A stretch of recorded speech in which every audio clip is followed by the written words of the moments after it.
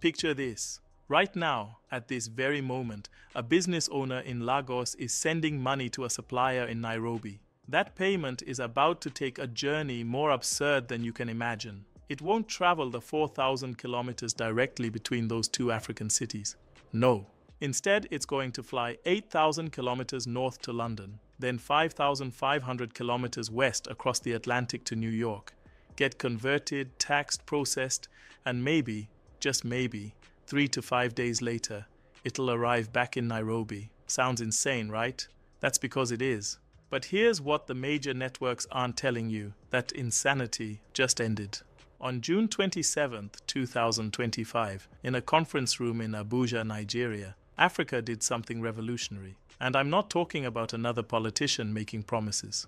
I'm talking about infrastructure, the kind that changes the game for 1.4 billion people, the kind that makes powerful people in Washington lose sleep at night. They didn't announce a war on the dollar. They didn't hold protests or make dramatic speeches. They simply unveiled a card. Just a little piece of plastic that does something no African payment card has ever done before. And if you missed it, you're not alone. CNN didn't cover it. BBC gave it a footnote. But trust me, it's the most important financial development in Africa in the last 80 years. What Africa just launched doesn't compete with the old system. It makes the old system obsolete. Let me show you something most people don't understand about money. You think a transaction is simple. You pay, someone receives, done. But here's what actually happens when a business in Nairobi buys something from Lagos. Your money doesn't hop across the border. It travels to New York or London through banks you've never heard of, gets converted into dollars, takes its cut, sometimes 10%, sometimes 20%, sometimes 30%, and then maybe eventually arrives in Lagos. The United Nations has documented this.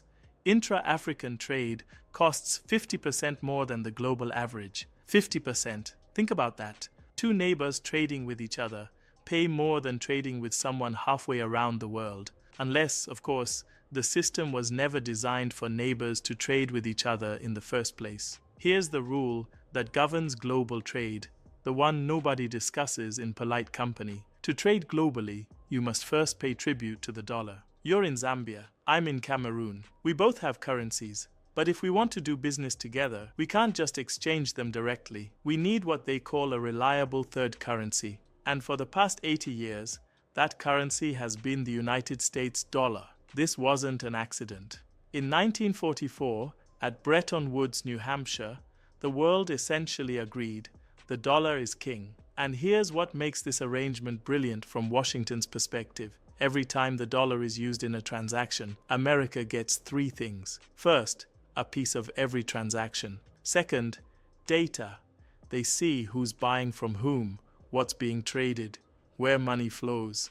And third, the ultimate power. If they don't like you, they can cut you off. Ask Russia, ask Iran, ask Cuba. This is why every American president defends the dollar aggressively. Trump himself compared losing dollar dominance to losing a major world war. If we lost the world standard dollar, he said, that would be like losing a war, a major world war. We would not be the same country any longer. We are not going to let that happen. Those are his words, not mine. Before I show you what Africa just built, you need to understand the threat Trump perceives. November 2024. Trump isn't even president yet, and he posts this on Truth Social. We require a commitment from these countries that they will neither create a new BRICS currency nor back any other currency to replace the mighty US dollar, or they will face 100% tariffs and should expect to say goodbye to selling into the wonderful US economy. 100% tariffs. That's not a negotiation. That's a declaration of economic war. By January 2025, after taking office, he escalated further, threatening an additional 10% on anyone aligning with what he called anti-American BRICS policies. He was explicit about his reasoning. BRICS was set up to degenerate our dollar and take our dollar, take it off as the standard. Here's what makes this interesting. Trump thinks he's fighting Brazil, Russia, India, China, South Africa. But while he's busy threatening them, someone went quietly around him. June 27, 2025, Abuja. The 32nd African Export-Import Bank annual meetings. They unveiled a card, just a card. Doesn't sound revolutionary, does it? But this card, the PapssCARD, does something no African card has ever done before. When you use it in Rwanda to buy something from Nigeria, the transaction never leaves Africa. The money doesn't touch New York, doesn't pass through London, dollars are never involved. And all those fees, they drop to almost nothing. The system is called the Pan-African Payment and Settlement System, PAPSS for short. And PapssCARD is just the visible part, the consumer-facing edge of a continental financial infrastructure that has been quietly building since 2019. Benedict Orama, president of Afreximbank, said something at the launch that should have made headlines around the world. For too long, he said, Africa's reliance on external systems has increased costs and compromised control over our financial data. Control. That's the word that probably made someone in Washington pay very close attention. Let me make this real for you. There's a woman, let's call her Amina, who runs a small textile business in Kigali, Rwanda. She sources fabric from Ghana, sells finished products in Kenya and Tanzania. Under the old system, every single transaction is a nightmare. She converts Rwandan francs to dollars, then dollars to Ghanaian cedis. Another conversion for Kenya. The fees alone eat 15 to 20% of her margins. And the transfers, they can take 3 to 5 days. 3 to 5 days for money to move between African countries. Now, with PapssCARD and Papss, she swipes. The money moves in real time, converted automatically, under 3% in fees. Done. That's not just convenience. For small businesses like hers, and there are millions of them across Africa, that's the difference between surviving and thriving. Micro, small, and medium-sized enterprises represent 80% of businesses in COMESA countries. They employ over 60% of the people. And until now, they've been locked out of regional trade because the cost was prohibitively high. PapssCARD doesn't just save money, it opens markets. October 9th, 2025, Nairobi, Kenya. Just 4 months after PapssCARD launched, COMESA, the common market for Eastern and Southern Africa, dropped a bombshell. They launched the digital retail payments platform. Same idea. 21 member countries. Trade in local currencies. No dollar required. They're starting with a pilot between Malawi and Zambia, but the plan is all 21 countries. Over 640 million people. Transaction costs? Under 3%. Compare that to the 10 to 30% some traders are paying now through the old system. Kenya's Trade Minister, Lee Kinyanjui, called it a game changer, and Kenya's President William Ruto, who just took over as COMESA chair, made one of his first moves, injecting $100 million into the Trade and Development Bank and another $50 million into Afreximbank. That's not symbolic money. That's serious commitment. And this reminds me of an old Swahili proverb, little by little fills the measure. That's exactly what's happening here. These aren't dramatic announcements designed to provoke Washington. These are quiet, technical infrastructure projects, boring stuff, payment rails, currency settlement systems. But piece by piece, they're building an alternative. Step back with me for a moment. Look at what's really happening here. You've got Papss, 18 countries, over 150 commercial banks, connected as of August 2025. You've got COMESA's platform, 21 countries starting trials. You've got the regional payment and settlement system, operating in parts of Eastern and Southern Africa. You've got the East African payment system. These aren't competing with each other. They're designed to work together. Papss is the backbone, the continental settlement layer. The regional systems plug into it. It's a network of networks. And here's the crucial part. This isn't about replacing the dollar everywhere. This is about reducing dependence for intra-African trade. Think of it like building roads. For decades, if you wanted to drive from one African country to another, you basically had to route through Paris or New York, financially speaking. Now they're building highways that connect directly. The dollar is still there, but for African to African business, you don't need to make that detour anymore. Afreximbank estimates this system could save $5 billion annually for the continent. Money that was leaving Africa in fees that now stays on the continent. Remember Trump's threat? 100% tariffs on anyone who abandons the dollar. Another 10% for countries aligning with anti-American BRICS policies. So, here's the question. Is Africa, with Papss and COMESA, challenging the dollar? Technically, no, they're not creating a new currency. They're not directly replacing the dollar for global trade. They're just making it optional for regional trade. But practically, when Nigerian banks stop routing through New York for Kenyan transactions, when Egyptian exporters settle with Ethiopian importers in local currencies, when millions of daily trades that used to involve dollar conversions now don't, the dollar loses a little bit of its grip, not dramatically, not overnight, but incrementally. And here's what makes this tricky for Washington. How do you threaten countries for fixing their own infrastructure? Papss and COMESA's platform aren't attacks on America. They're solutions to real African problems. Intra-African trade is too expensive. If Trump follows through with those tariffs, he's essentially penalizing African countries for making trade more efficient, which doesn't look great geopolitically. But if he does nothing, he watches as more countries decide they don't need to route everything through dollar-based systems.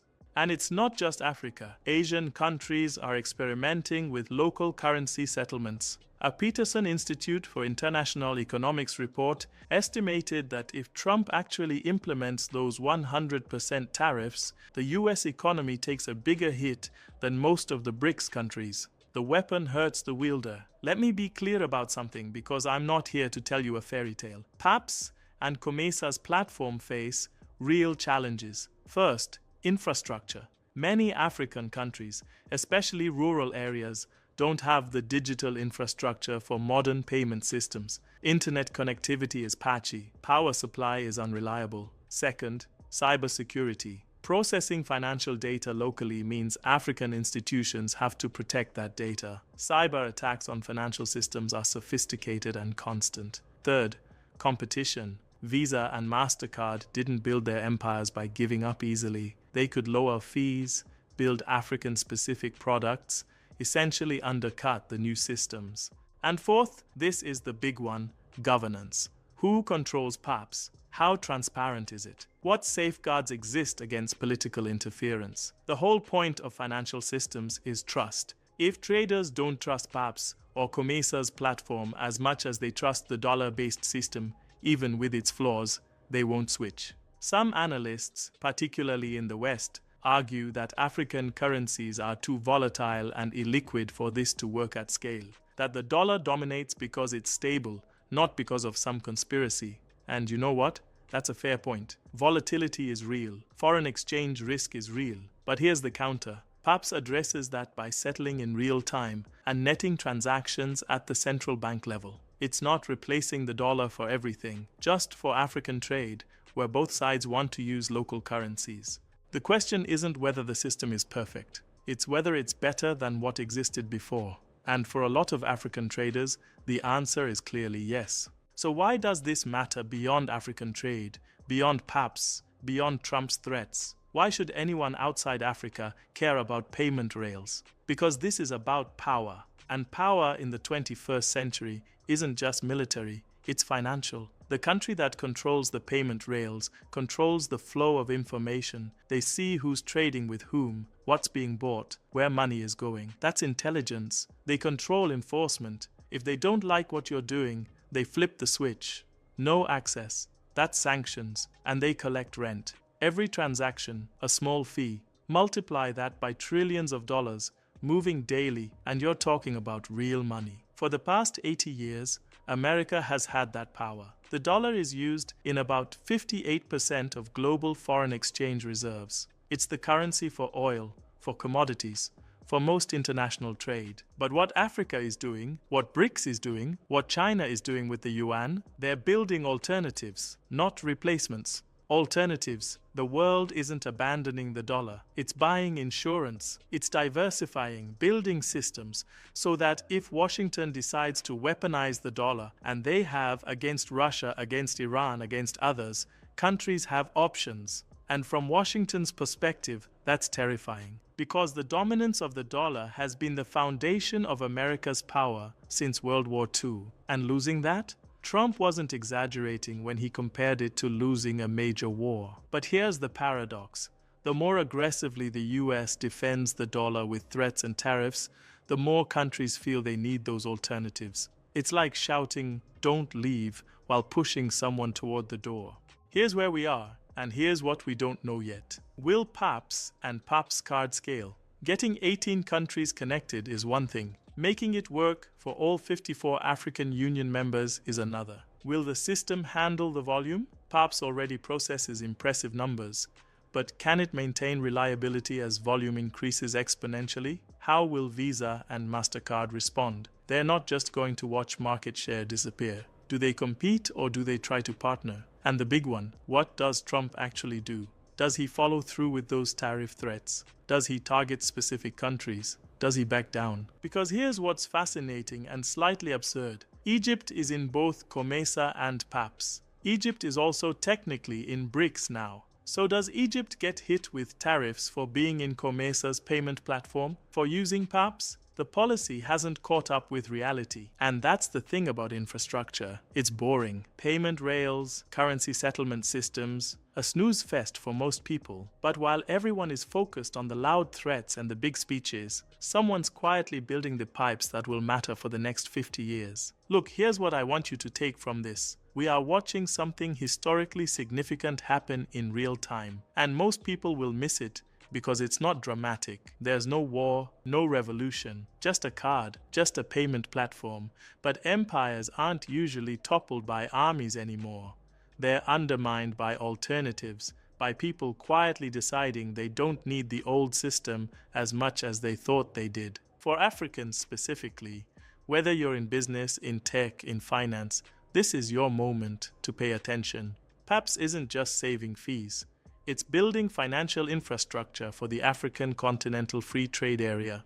It's making continental trade practical for the first time in modern history. If you run a business that trades across borders, talk to your bank about Papss. Seriously. Ask if they're connected. Ask about transaction costs compared to what you're paying now. If you're in tech or fintech, there are going to be massive opportunities building on top of these rails.